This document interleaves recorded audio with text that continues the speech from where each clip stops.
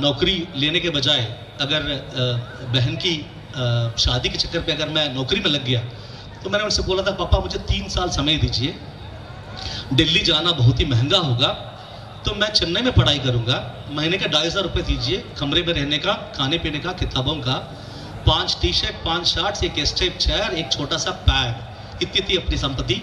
इसको लेके एक pensioner, my mom had by the time passed away due to cancer, तो मेरा एकमात्र source of income was my father's pension. हम 2 बच्चे थे, दोनों पढ़ाई में ठीक थे, तो इसके साथ हम बैठे थे वहाँ पे चेन्नई में एक कमरे में, 5 लोग एक कमरे में बैठे हुए थे। और I went in first, I tell you the story because so important. सबसे पहला निर्णय होता था यूपीएससी में ऑप्शन कैसे चूज करना है।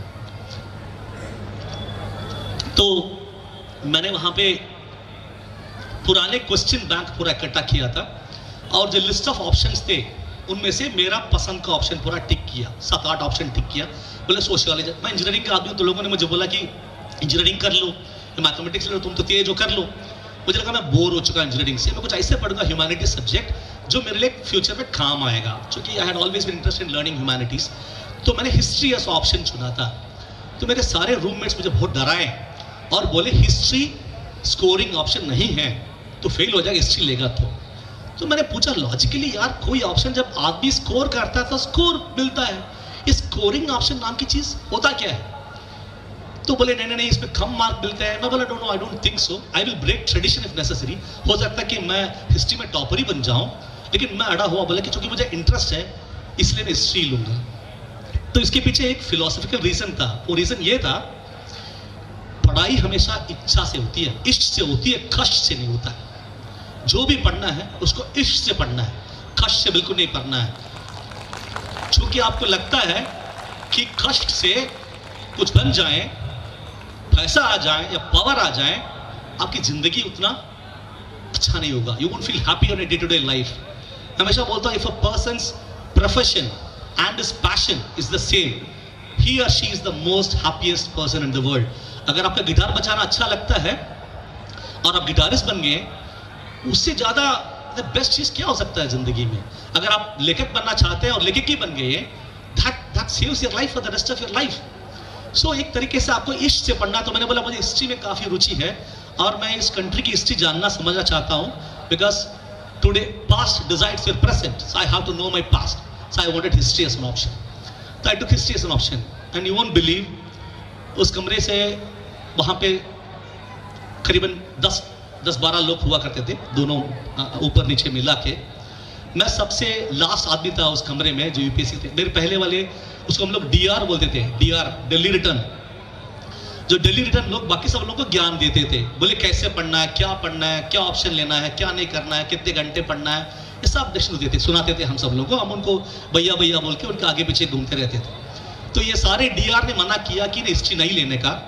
उसमें हिस्ट्री ऑप्शन वाले भी थे, उनका 7वां अटेम्प्ट चल रहा था। अब चूंकि इष्ट था, इच्छा था हिस्ट्री पढ़ने का, मैं उन सबके खिलाफ जाके सारे टेक्स्ट बुक्स पढ़ता था, गाइड्स कम पढ़ता था, टेक्स्ट बुक्स ज्यादा पढ़ता था। क्योंकि हिस्ट्री में अगर मान लीजिए, अगर आप उस टाइम पे फिल्म्स हुआ करता था, अभी तो फिल्म्स नहीं है, क्योंकि मैं आपको स्ट्रैटेजी बता रहा हूं, इसलिए इसकी हिस्ट्री के बारे में बात कर रहा हूं। तो I have a short term memory. तो मेरा सबसे बड़ा वीकनेस था कि मैं फैक्ट्स याद नहीं कर पाता। तो फैक्ट्स याद रखने के लिए मैंने मेमोरी हिंट्स का किताब सबसे पहले पढ़ा था, ताकि मेरा मेमोरी तगड़ा हो जाए। और हिस्ट्री लिया, एकदम अड़ के हिस्ट्री लेके पहला अटेम्प्ट में मैंने फिल्म्स में पास किया था। उस कमरे में जो 7वां अटेम्प्ट कर रहे थे वो नहीं कर पाए, क्योंकि इश्क से पढ़ा हमने हिस्ट्री। और उसके लिए जो उसको हम स्वॉट एनालिसिस बोलते हैं, स्ट्रेंथ, वीकनेस, अपॉर्चुनिटीज, थ्रेट। तो हमने अपना स्वॉट एनालिसिस किया, हमको देखा हमारा स्ट्रेंथ क्या है, अच्छा है, इष्ट है। वीकनेस क्या है, मेमोरी थोड़ा वीक है, इसलिए के फैक्ट्स थोड़ा मुश्किल करता है। अपॉर्चुनिटी क्या है कि अगर लंबा भी पढ़ूंगा तो भी मुझे थकान नहीं आती हिस्ट्री में, तो इसलिए बोला कि ये है हिस्ट्री। तो चूंकि आप याद रखें, UPSC is like a big Gamble.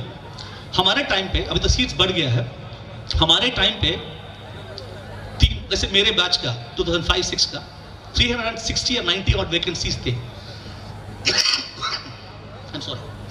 तो उसके लिए जो अप्लाई करते थे, 5 लाख लोग अप्लाई करते थे।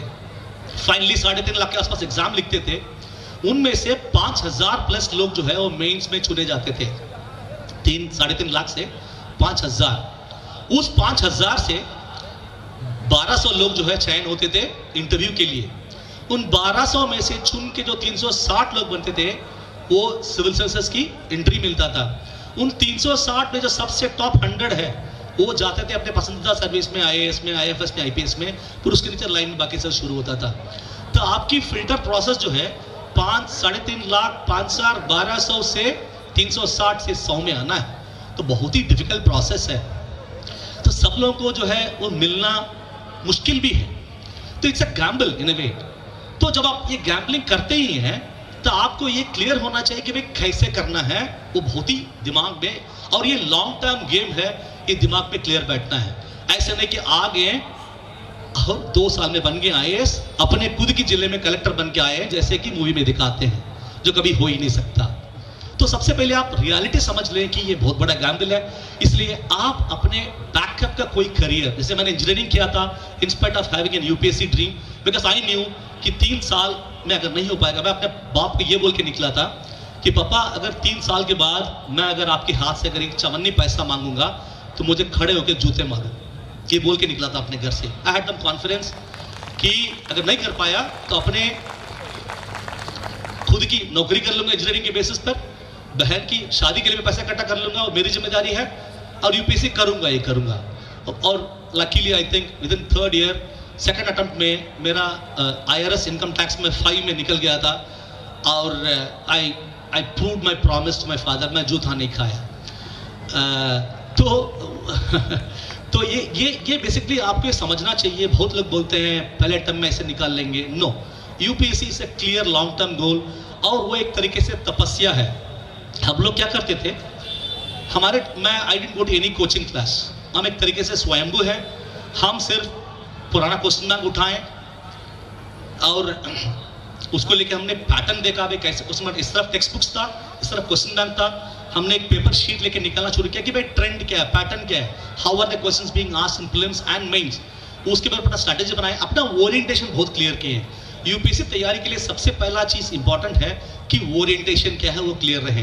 दूसरा ये भी याद रखें, बहुत लोग ये लगता है कि यूपीएससी बहुत खड़ुआ प्रोसेस है, इतने ज्ञान चाहिए, पीएचडी लेवल की ज्ञान पाना है। मैं तो बोल रहा हूँ बिल्कुल उसको दूर रखो। मैं हमेशा इसको लोगों को बोलता हूँ, UPSC is a over hyped 10th standard examination, बहुत ही ज्यादा हवाबाजी वाला 10वीं परीक्षा है ये, उससे ज्यादा इसमें कुछ है नहीं। कारण बताता हूं क्यों। आपकी पेपर की वैल्यूएशन कौन करता है? कोई कॉलेज के प्रोफेसर ना। कॉलेज के प्रोफेसर अगर बीए के पेपर वैल्यू करेगा तो कैसे वैल्यू करेगा? बहुत लोग तो कहानी बताते हैं ना कि पेन की लंबाई के लिए 10 मार्क, अगर ढक्कन की लंबाई हो तो 5 मार्क, ये सब भी तो चलता है ना। लेकिन यूपीएससी में इतना मूर्खता से मार्क नहीं देंगे। आपकी नॉलेज की टेस्टिंग होगी, इतना पीएचडी लेवल की ज्ञान की जरूरत नहीं है। तो you also have to know where to stop when you are reading textbooks. कई लोग ऐसे क्या हो जाते हैं, पागल टाइप पढ़ाई करते हैं, अंदर ऐसे घुस जाते हैं, वो फिर उसका स्कॉलर बन जाता है। UPSC is a test of perseverance और नॉलेज और ग्रास्पिंग एबिलिटी। आप बहुत ही शॉर्ट टाइम में एक सब्जेक्ट को कैसे ग्रास्प कर पाते हैं, ये इतना जरूरी है यूपीएससी में। क्योंकि जब आप कुछ ऑफिसर बन के आते हैं, आप एक डिपार्टमेंट संभालते हैं, उसके नए गाइडलाइंस आएंगे, उसको पढ़ना है, समझना है, क्विकली कॉम्प्रिहेंड करना है और निर्णय लेना है।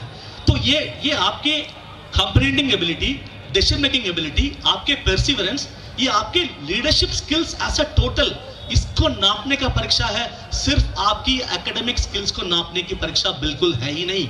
इसलिए मैं तो पेरेंट्स को बोलता हूं, अपने बच्चों की ऑल राउंड पर्सनालिटी डेवलपमेंट में ध्यान दीजिए। खेल रहा है हल्का हल्का खेलने दीजिए। यूपीएससी के ऑप्शन में इंटरव्यू में जाएंगे, आपसे हॉबीज पूछा जाएगा। अगर आप अपनी हॉबी, मैंने बहुत लोगों को देखा है, वो यूपीएससी पढ़ने की तैयारी के बाद पहला इंटरव्यू जब आएगा तो अपना हॉबी चुनते हैं। वो लिखता है कि मेरा साइकिलिंग हॉबी है, 3 महीना साइकिल भी चलाता है, पूरा किताब पढ़ता है साइकिलिंग के बारे में। उसके वहां धज्जियां उड़ जाते हैं इंटरव्यू में।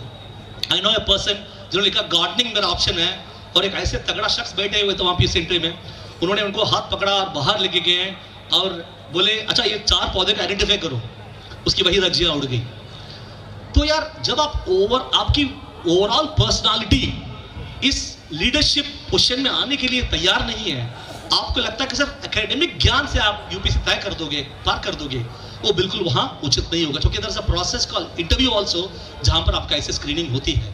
तो इसलिए बचपन से आप अपना ओवरऑल पर्सनल डेवलपमेंट में इतने ध्यान दीजिए ताकि UPSC as a process will further mould it. मैं हमेशा बोलता हूं UPSC make up preparation make up the person. आप जैसे एक कॉलेज से बाहर निकलते हुए आपके अवेयरनेस कम होते हुए आप निकलते हो, यूपीएससी की तैयारी की जो प्रोसेस जो है वो उसकी आपके शख्स को, आपकी पर्सनालिटी कैसे डेवलप करेगा, उसके बाद आप दुनिया जीत लोगे। यूपीएससी ना भी जीते, पीएससी निकाल लोगे, कोई ना कोई बैंक एग्जाम खींच ही लोगे, कहीं सीआरपीएफ में कहीं ना कैसे आपकी नौकरी लग जाएगी, ताकि आप ताकि यूपीएससी आपको ऐसे शेप करके as a full fledged person बाहर निकालता है। इसलिए enjoy the process and not the outcome alone. You know, if you don't enjoy the process it will be very difficult to reach there, because it's a long term process.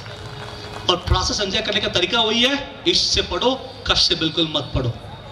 और तो I think I started with this process.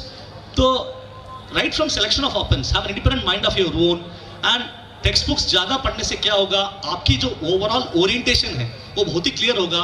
उसके बाद मैं तो बहुत ही confidently बताऊंगा, जितने पैसे आजकल बहुत बच्चे जो है जाके दिल्ली में रह के मतलब कोचिंग क्लास में उड़ा रहे हैं, यार हम आपके सामने खड़े हैं जो कभी एक कोचिंग क्लास नहीं गए हैं, खुद की अपने एफर्ट से अपना ओरिएंटेशन ठीक करने से फर्स्ट अटेम्प्ट में प्रीलिम्स पास किए, सेकंड अटेम्प्ट में आईआरएस में आए, थर्ड में आईएएस में आ गए हैं, और आज यहाँ पे आपके सामने खड़े हैं। तो इफ यू डिसाइड, अगर आपकी ओरिएंटेशन क्लियर रखोगे और you can easily reach there. तो ऑप्शन सेलेक्ट करते वक्त हम क्या करते थे, सबसे पहले भी सौ की अपना इष्ट किस में है, जिसको आप 3 साल 4 साल भी, क्योंकि ऐसा होता है कि प्रीलिम्स के रिजल्ट आते ही उसके एक आध हफ्ते में अगला आई मीन फुल रिजल्ट आने के बाद, फाइनल रिजल्ट के बाद 5 दिन में 6 दिन में आपको दूसरा प्रीलिम्स चालू हो जाएगा। तो फेल हुए आंखें पोंछना होगा, एक दिन रोना होगा, फिर 3 दिन में अपना अगले तैयारी करना भी होगा। तो वो कहां से आएगा, वो spirit, fighting spirit, that comes with overall personality. When you are persevering and when you know why you want to reach there, you will automatically be strong and face the next round of examination in the next 5 days and still be able to make it. तो मुझे याद है IRS करने के बाद जो है मुझे लगता था कि दिमाग पे कि मैं आईएएस के अलावा कुछ नहीं बनूंगा, बुरा मत मानना सालिक क्योंकि मुझे लगता था कि ये अक्रेडिटेड मुनीम जॉब है, मैं तो साला पॉलिसी में जाऊंगा, ऊपर वहां बैठूंगा, नीचे नहीं जाऊंगा। तो मैं अपने बाप को फोन किया, तो मैंने उनको फोन में, मैं पहली बार अपनी जिंदगी में रो पड़ा, मैंने बोला पापा मैंने आपको धोखा दे दिया। वो एकदम डर गए, पूछे क्या हुआ, बोले एग्जाम पास हो गया लेकिन आईएएस नहीं बना, क्योंकि वो सिंक ही नहीं हो रहा था कि नहीं आईएएस के अलावा और कुछ नहीं बनेंगे। तो ही सेड कि यार from our family you are the first graduate of the family, तुम फर्स्ट ग्रेजुएट के बाद तुम यूपीएससी में सिलसिला क्रैक कर रही हो, ये इतने बड़ा अचीवमेंट है, फिर कैसे? तो फिर मैंने बोला नहीं मैं दोबारा बैठूंगा, दोबारा लिखूंगा। And I left from the training of IRS and I came back and start for UPSC again, क्योंकि मेरे दिमाग पे why जो है बहुत ही क्लियर था, why I should reach there. And फिर उसके बाद अगले साल में अटेम्प्ट लिखे, उस मेंस में मेरा इंटरव्यू आ गया था, निकल गया। तो next year before even 8 months I could get into the IAS examination. तो वही के बारे में जब बात करूंगा, मैं एक बार दोबारा वही में जाऊंगा। यूपीएससी चुनते लोग बहुत हैं, बहुत लोग चुनते पावर के लिए।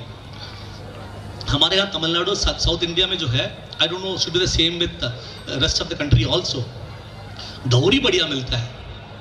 तो लोगों को लगता है कि अगर आईएएस बन जाऊंगा, कुछ आईपीएस बन जाऊंगा, आईआरएस बन जाऊंगा तो लाइफ टाइम सेटलमेंट है, कोई अच्छा अमीर घर की लड़की मिल जाएगी या समथिंग ले जाएगा। या तो पावर के लिए करते हैं, या तो अच्छी डाउरी मिल जाएगा, लाइफ सेटल इसलिए कर रहे हैं, या बाद में उनको बहुत पैसा इधर उधर से मिल रहा है उसके लिए करते हैं। पावर के लिए, पैसे के लिए, पॉपुलैरिटी के लिए। आजकल मैंने देखा है कि मतलब छोटे छोटे काम के लिए भी इतना सोशल मीडिया में अपने खुद की प्रचार प्रसार है वो, ये तो आप तय कर ही लो आपको क्या चाहिए, क्यों करना यूपीएससी। पावर के लिए करना है, पैसे के लिए करना है, या पॉपुलैरिटी के लिए करना है? अगर पॉपुलैरिटी चाहिए प्लीज कृपया करके बॉलीवुड चले जाना, यूट्यूब स्टार बन जाना, अपना रील्स बनाते रहना इंस्टाग्राम में, पॉपुलैरिटी मिल जाएगी, 10 लाख फॉलोअर मिल जाएंगे, उससे थोड़ा बहुत पैसे भी आता है। अगर पैसे चाहिए तो लीगल तरीके से कमाने के लिए इंडस्ट्रियलिस्ट बन जाओ, बहुत बड़ा एंटरप्रेन्योर बन जाओ, क्योंकि आजकल जो है पैसा तय करता है हर चीज को। तो start making money legally, that is more than enough. Power चाहिए, पैसे से भी पावर आता है। If you are industrialist entrepreneur, you desire a lot of policies, you are able to pull strings, या तो वोट बैंक पॉलिटिक्स है, वहां पर भी चले जाना। अगर यूपीएससी अगर करना है, एक मकसद रखो, वो मकसद ये है, I will represent my community and I will represent them in such a fashion that their interest are taken care in every decision of public policy, small और बिग। हर पब्लिक पॉलिसी के निर्णय में अपने समुदाय के, अपने गांव के, अपने शहर के, अपने राज्य के जो इंटरेस्ट जो है वो उस पर रिफ्लेक्ट करें। अगर ये आपके दिमाग में है, दिल में है, तो कृपया करके ये ऑप्शन चुनना, नहीं तो बिल्कुल मत चुनना। बाकी सबके लिए हजार तरीके हैं, हम मत आना, ठीक है। क्योंकि अगर आप सोचेंगे, कोई चीज जो है खुद से नहीं बनता, हर चीज के पीछे कोई ना कोई कॉन्शियस डिसीजन होगा। अररिया पिछड़ा जिला क्यों है? अनकॉन्शियसली, अपने आप तो नहीं हुआ होगा, उसके लिए there should be some conscious unconscious decisions in public policy which would have kept Aradia in this fashion for so long. How do you change it? इसको बदलोगे कैसे? अररिया के विकास कैसे कराओगे? जब तक आप ये उन पब्लिक पॉलिसी निर्णय को नहीं समझोगे जिसने अररिया को पिछड़ा रखा और उसको बदलने के लिए आप वहां नहीं पहुंचोगे, तब तक आप उसको कैसे चेंज करोगे? इसलिए ये दिमाग पर रख के चलना, सिर्फ बाकी जो मैंने 3 P बताया उसके लिए जो है बिल्कुल मत चलना, ठीक है। Now I'll just finish with some more what and close it. तो जैसे मैंने बोला, लॉन्ग टर्म ऑप्शन है। आपके जब आप SWOT एनालिसिस करते हो, आपके स्ट्रेंथ्स आपको दिखेंगे, आपके अपॉर्चुनिटी दिखेगा, आपके थ्रेट्स दिखेगा, आपकी वीकनेस दिखेगा। तो मेरा एक और वीकनेस था, बताता हूँ। मेरी हैंड राइटिंग स्पीड जो है बहुत ही बुरा था। तो मैंने देखा कि यार ये 10 मार्क्स क्वेश्चन होता है, फिर 60 मार्क्स, अभी पैटर्न हो गया, चेंज हो गया, और 2 मार्क्स क्वेश्चन होता है। तो मैंने तय किया, अगर मेरी राइटिंग स्पीड के हिसाब से मुझे एडजस्ट करना होगा, तो मैं नंबर ऑफ वर्ड्स तो दिए रहते हैं उसमें, अगर 60 मार्क्स है तो 600 वर्ड्स लिखो, 10 मार्क्स है तो 100 वर्ड्स लिखो, 2 मार्क्स है तो एक पैराग्राफ, छोटा पैराग्राफ लिखो। मैंने ये अपने आप को ऑब्जर्व किया और देखा, मेरा हैंड राइटिंग में मैं एक लाइन में 5 से 6 शब्द लिखता हूँ। अगर मैं एक पेज पे 20 लाइन लिखूंगा, तो उस 20 लाइन के लिए मुझे प्राय मुझे 100 से 120 शब्द मिल जाएंगे। दिमाग में एक सेट था कि नहीं, 600 मार्क्स, 60 मार्क्स है तो 6 पेजेस, 10 मार्क्स है तो 1 पेज। एक छोटा सा व्हाइट शीट लेके अपने पैड में चिपका हुआ रहता था, उस पे स्केच से मार्किंग हुआ रहता था 20 लाइन का। मेरा करीबन 2 साल का लगातार राइटिंग प्रैक्टिस था। उसी में मेरा राइटिंग स्पीड और राइटिंग एंगल, क्योंकि मैं ऐसे करके लिखता था, थोड़ी देर बाद यहाँ हाथ में दर्द होना शुरू हो जाता था। तो I am telling you very minute things. आपके लिए सॉल्यूशंस आपसे बाहर से नहीं आएंगे। आप समझते हो अपने आप को कि मेरा स्ट्रेंथ क्या है, मेरा वीकनेस क्या है, मेरा अपॉर्चुनिटी क्या है, मेरा थ्रेट क्या है, तो आपके प्रॉब्लम्स आप ही समझते हैं, उसको ठीक करने का रास्ता भी आप ही से खुलेगा। तो मैंने देखा कि मेरा राइटिंग स्पीड कम है, मेरा यहाँ पेन होता है, how do I change that? Pad पे एक एंगल पे पेपर चिपका रहता था और मेरे सारे पेपर्स में उसके ऊपर रख के लिखता था। मुझे 2 साल की मेहनत लगी मेरी राइटिंग स्पीड इंप्रूव करने में। मुझे पता था कि मैं पहुंच जाऊंगा, और finally I will tell you one of my marks. General studies में मार्क्स जो है बहुत ही मुश्किल से मिलता था। 600 में मुझे 400 के आसपास अंक आए थे जनरल स्टडीज में, because I could attempt it completely, just because I could work on every small thing. मैं आपको एक और उदाहरण बताऊंगा। आपकी प्रेजेंस ऑफ माइंड इतना जरूरी है यूपीएससी के एग्जाम हॉल में, क्योंकि उतने मार्क्स को इतने कम टाइम में, 3 घंटे में सोचना है, समझना है, ऑर्गेनाइज करना है, लिखना भी है। तो ये प्रोसेस बहुत फटाफट होता है। मैं एक उदाहरण दूंगा। इंडिया के रिफाइनरीज के लोकेशन के बारे में सवाल पूछा गया था, तो बहुत ही वाहियात सवाल था। कैसे आ गया? Location of refineries in India और उसके पीछे के प्रिंसिपल्स क्या है। तो ऐसे कोई डायरेक्ट आंसर तो था ही नहीं। हम तुरंत सोचे भाई कहाँ कहाँ रिफाइनरीज है। एक तो इस तरफ वेस्टर्न कोस्ट पे पूरा है, इस तरफ डिगबॉय में असम में एक है, बाकी तमिलनाडु में है, कुछ मुंबई में है, इधर उधर। तो इसकी फिलॉसफी क्या हो सकता है? तो दो ही फिलॉसफी है। एक जहां से सोर्स मिलता है वो, और दूसरा जो है जहां कंजम्पशन है वहां। दिल्ली के आसपास कंजम्पशन ज्यादा है वहां पे इसलिए, और सोर्स हमारे पूरे अरबिक कंट्री से आता है तो तो वेस्ट कोस्ट पे ज़्यादा। तो तुरंत सोचे, ऑर्गेनाइज किए इसको, पट से एक मैप बनाए, पूरा रेफरेंस मार्क किए वहाँ पे। और फिर एक और चीज़ था, सोर्स में दो तरीके के सोर्स है। एक सोर्स क्या है, जो इनलैंड है और जो इम्पोर्टेड है। इम्पोर्टेड क्रूड यहाँ से आता है, ये इनलैंड में डिगबॉय, कावेरी डेल्टा, नरीमंडम, ये मार्क कर दिए। फिर दूसरा आया था, एक तो रीजन इज फ्रॉम सोर्स, दूसरा जो है कंजम्पशन।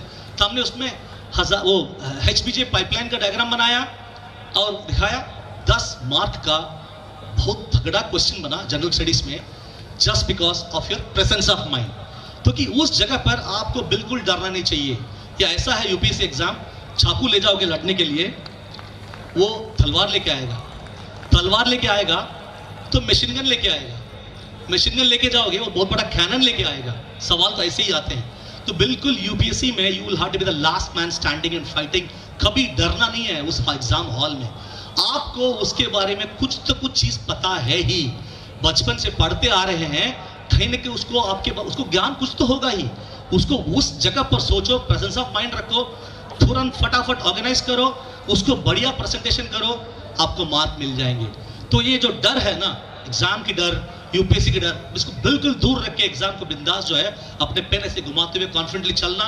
और अगर आप कॉन्फिडेंट है, प्रेजेंस ऑफ माइंड है, किसी भी एग्जाम, किसी भी मतलब एग्जाम को जो है, क्वेश्चन जो है, आप उसको बढ़िया क्रैक कर पाओगे। ये मेरा खुद का अनुभव है। एक और चीज है, यूपीएससी प्रिपरेशन या बल्कि सारे एग्जाम के प्रिपरेशन जो है एक तरीके से बहुत बड़ा तपस्या है।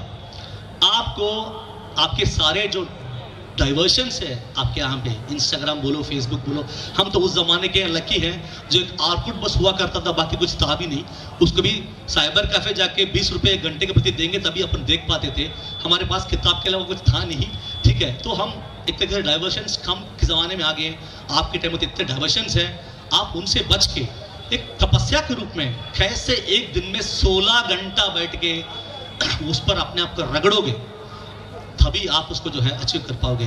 बड़ा हल्के लेके लाइटली जो है 4 घंटा पढ़ लिए, नौकरी करते पढ़ लिए, नहीं होगा ऐसा। If you want to achieve that, just want it passionately, sit down for 14 to 16 hours a day and do it in 2 years and get out of that।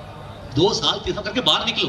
5 साल 6 साल खींचने के लायक चीज नहीं है वो। 3 से 4 साल मैक्सिमम, उतना तपस्या से करो, निकल जाएगा तो ठीक, नहीं तो दूसरा देखो। चूंकि प्रोसेस में आप जो है बहुत अच्छा इंसान बन गए हो, आप कहीं ना कहीं लीडर बन के रहोगे ही।